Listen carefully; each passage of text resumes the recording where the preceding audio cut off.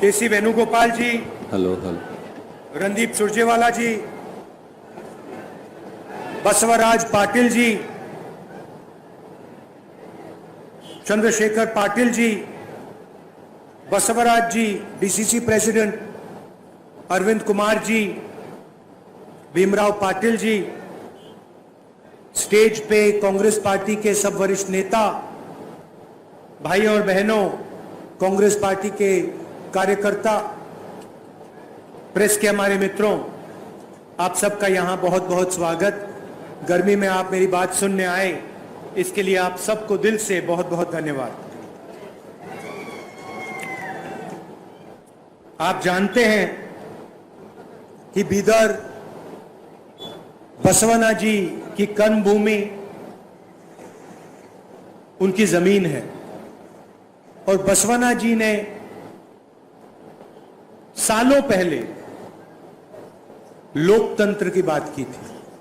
और अगर आज हिंदुस्तान में डेमोक्रेसी है, लोकतंत्र है, तो उसकी नींव बसवना जी ने दिखाई थी। दुख की बात है कि आज हिंदुस्तान के लोकतंत्र पर बीजेपी और आरएसएस के लोग आक्रमण कर रहे हैं, हिंसा फैला रहे हैं, नफरत फैला रहे हैं और देश का पूरा धन चुने हुए लोगों के हाथ कर रहे हैं। बीजेपी और आरएसएस की विचारधारा बसवना जी की विचारधारा के खिलाफ है। जो भी बसवना जी कहते थे उसके विरोध में बीजेपी और आरएसएस के लोग काम कर रहे हैं। कुछ दिनों में कर्नाटक में चुनाव होने वाला है और पूरा कर्नाटक, पूरा देश जानता है कि चुनाव में कांग्रेस पार्टी जीतने वाली है और भारी बहुमत से कम 150 सीट लेकर कांग्रेस पार्टी जीतने वाली है। आप देख लेना, जो 40% कमीशन वाली सरकार है उसको 40 सीट से ज्यादा नहीं मिलने वाली है।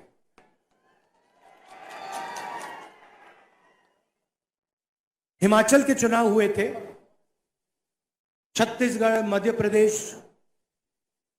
चुनाव हुए और कांग्रेस पार्टी के नेता मेरे पास आए। उन्होंने कहा कि राहुल जी, हमें क्या करना चाहिए, और मैंने उनको 2 सुझाव दिए। पहला सुझाव था कि आप जो भी वायदे करो,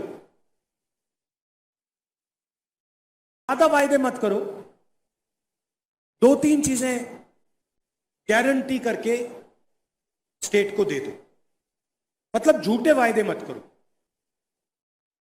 और दूसरा सुझाव मैंने दिया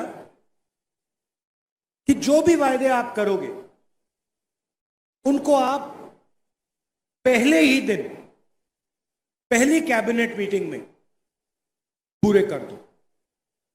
और वही मैं कर्नाटक के नेताओं को वही मैसेज देना चाहता हूं। नरेंद्र मोदी जी ने आपसे झूठे वायदे किए। उन्होंने आपसे कहा था कि हर बैंक अकाउंट में 15 लाख रुपए डालेंगे, कहा था, मिल गया 15 लाख रुपया। उन्होंने कहा था 2 करोड़ युवाओं को हर साल रोजगार देंगे, मिल गया 2 करोड़ युवाओं को रोजगार। उन्होंने कहा था काले धन को खत्म कर देंगे, नोटबंदी से काला धन खत्म हो जाएगा, नोटबंदी से काला धन खत्म हो गया। तो बीजेपी ने सिर्फ झूठे वायदे किए हैं। अब कांग्रेस पार्टी आपसे 4 वायदे कर रही है और ये जो वायदे हैं ये पहली कैबिनेट मीटिंग में कानून बना दिए जाएंगे। मतलब इनको पूरा करने में 6 महीने 1 साल नहीं लगेगा। इनको हम पहले दिन पहली कैबिनेट मीटिंग में कर्नाटक के लिए पूरा करके दिखा देंगे। ये चार वायदे कौन से हैं, मैं आपको बताना चाहता हूं। पहला वायदा और शायद सबसे जरूरी वायदा, जिसे हम गृह लक्ष्मी कहते हैं, 2000 रुपए हर महीने हर परिवार की महिला को। दूसरा वायदा गृह ज्योति, 2000 यूनिट हर महीने मुफ्त में बिजली हर परिवार को। अन्नभाग्य 10 किलो चावल हर परिवार के हर व्यक्ति को। युवा निधि 2 साल के लिए कर्नाटका के हर ग्रेजुएट को 3000 रुपए प्रति महीना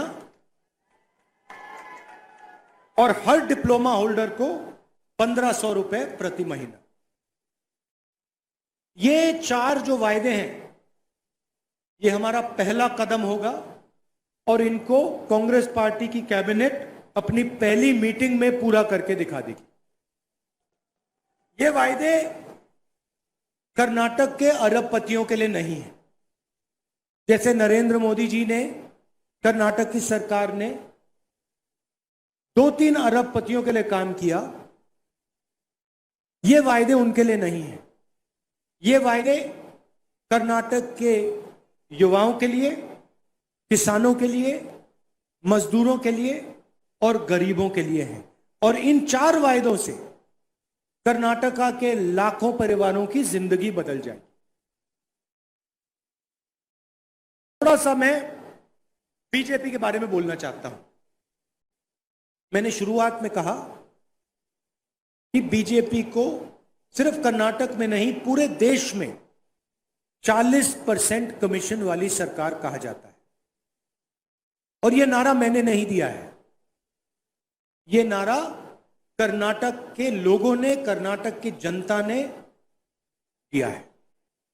आपने पिछले 5 सालों में अपनी आंखों से देखा, बीजेपी के भ्रष्टाचार को आपने देखा और आपने सहा। प्रधानमंत्री जहां भी जाते हैं भ्रष्टाचार की बात करते हैं, मगर जब कर्नाटका के कंट्रैक्टर एसोसिएशन ने नरेंद्र मोदी जी को चिट्ठी लिखी और उन्होंने नरेंद्र मोदी से कहा, प्रधानमंत्री जी कर्नाटक में 40% कमीशन लिया जा रहा है, तो प्रधानमंत्री ने उस चिट्ठी का जवाब तक नहीं दिया। जब यहां पे मैसोर सैंडल सोप का करप्शन स्कैंडल हुआ, जिसमें एक एमएलए के बेटे को 8 करोड़ रुपए चोरी करते हुए पकड़ा गया, प्रधानमंत्री ने एक शब्द नहीं कहा। जब जॉब स्कैम हुआ, नरेंद्र मोदी जी ने एक शब्द नहीं कहा। जब पुलिस सब इंस्पेक्टर को 80 लाख रुपए ब्राइब दिया गया, प्रधानमंत्री ने एक शब्द नहीं कहा। जब असिस्टेंट प्रोफेसर जॉब स्कैम हुआ, प्रधानमंत्री ने एक शब्द नहीं कहा। जब assistant engineer, junior engineer job scam हुआ, प्रधानमंत्री ने एक शब्द नहीं कहा। जब मैं भ्रष्टाचार की बात उठाता हूं, जब मैंने पार्लियामेंट हाउस में भाषण किया और प्रधानमंत्री जी से अदानी जी के बारे में सवाल पूछे, तो पहले उन्होंने मेरा माइक ऑफ कर दिया और उसके बाद मुझे पार्लियामेंट से डिस्क्वालीफाई कर दिया, लोकसभा से निकाल दिया। क्यों? क्योंकि मैं भ्रष्टाचार के बारे में नरेंद्र मोदी जी से सवाल पूछ रहा था। 3 सवाल पूछे। मैंने पूछा कि नरेंद्र मोदी जी, आपका अदानी जी से क्या रिश्ता है? अदानी जी को हिंदुस्तान के पोर्ट्स, एयरपोर्ट्स, सारे के सारे बिजनेसेस पकड़ा दिए जा रहे हैं। ये कौन कर रहा है? क्यों कर रहा है? दूसरा सवाल, अडानी जी के जो शेल कंपनीज हैं, उसमें जो बेनामी पैसा है 20,000 करोड़ रुपए का, वो पैसा किसका है?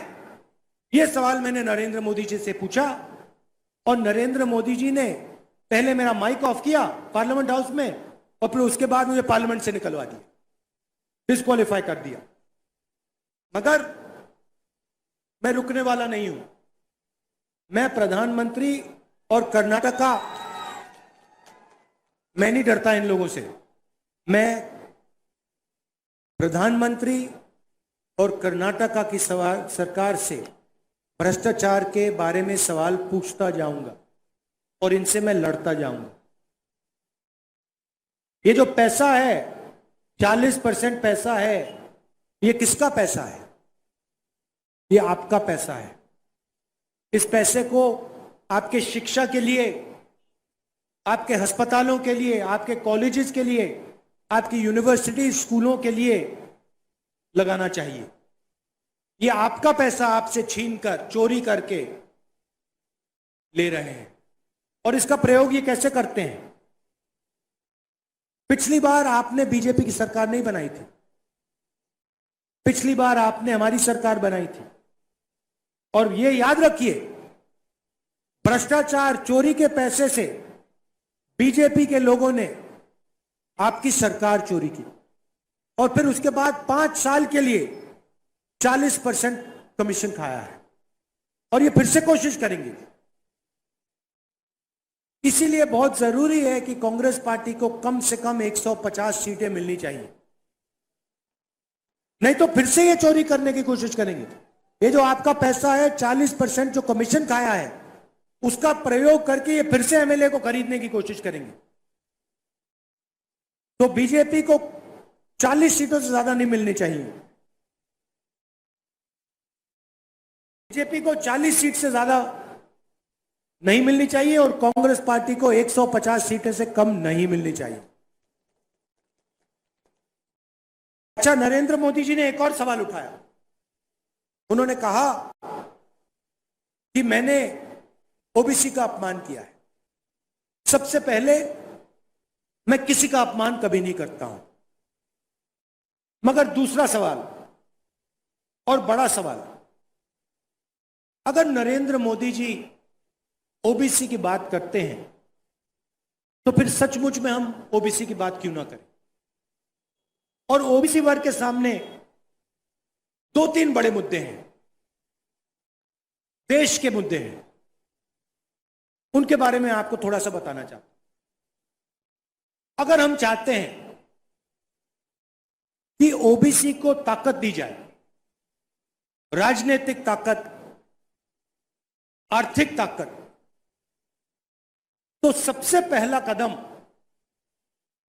हमें यह मालूम होना चाहिए कि हिंदुस्तान में ओबीसी हैं कितना।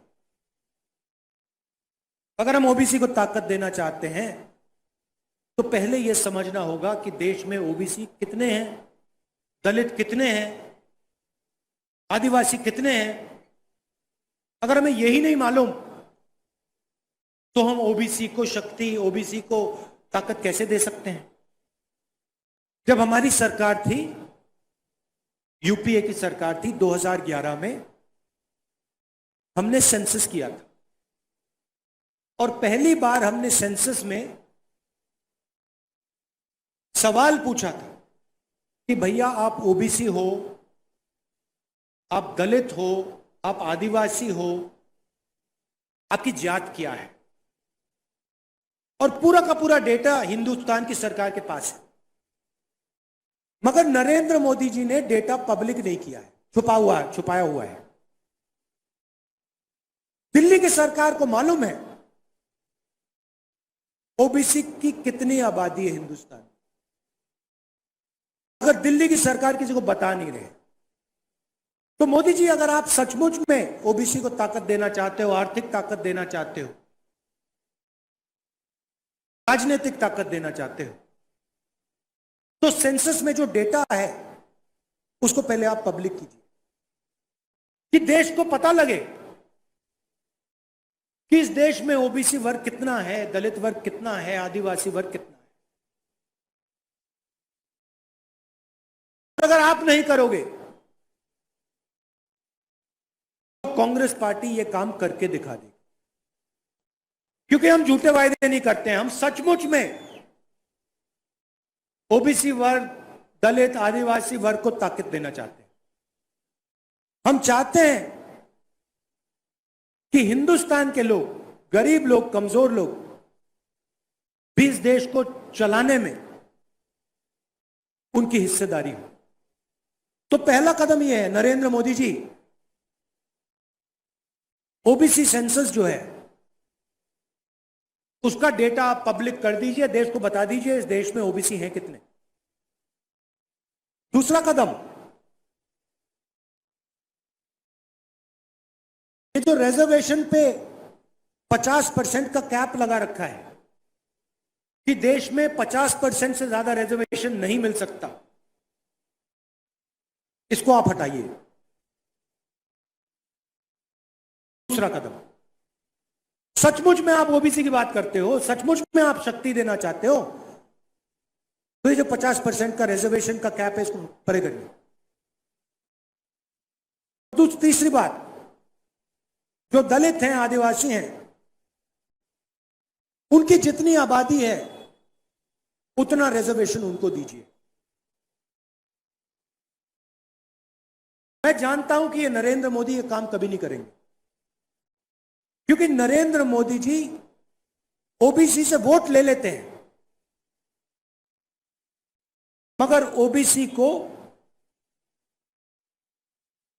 शक्ति, ताकत कभी नहीं देते। हमने मनरेगा दिया, हमने भोजन का अधिकार दिया, हमने गरीबों के लिए काम किया है। और गरीबों के लिए अगला बड़ा कदम, ओबीसी वर्ग जो है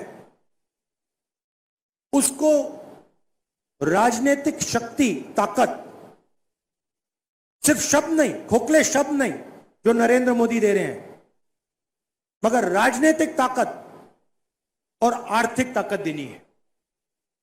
आप 10 साल, 9 साल हो गए, नरेंद्र मोदी जी ने ओबीसी से वोट लिया। आप मुझे बताओ नरेंद्र मोदी जी ने ओबीसी के लिए किया क्या? दिल्ली की सरकार को आप देखिए, सरकार को सेक्रेटरी चलाते हैं। दिल्ली की सरकार, हिंदुस्तान की सरकार को की रीढ़ की हड्डी सेक्रेटरी होते हैं।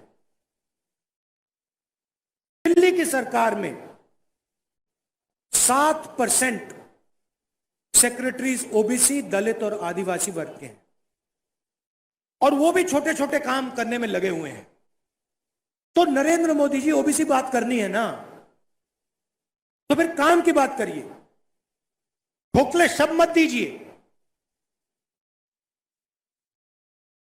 ताकत देनी है, आर्थिक ताकत देनी है, राजनीतिक ताकत देनी है, तो सेंसस के डेटा को पब्लिक कीजिए, 50% कैप को हटाइए, और जो दलित और आदिवासी वर्ग है उनकी जितनी आबादी है उतना रिजर्वेशन उनको दीजिए। ये पहले कदम है।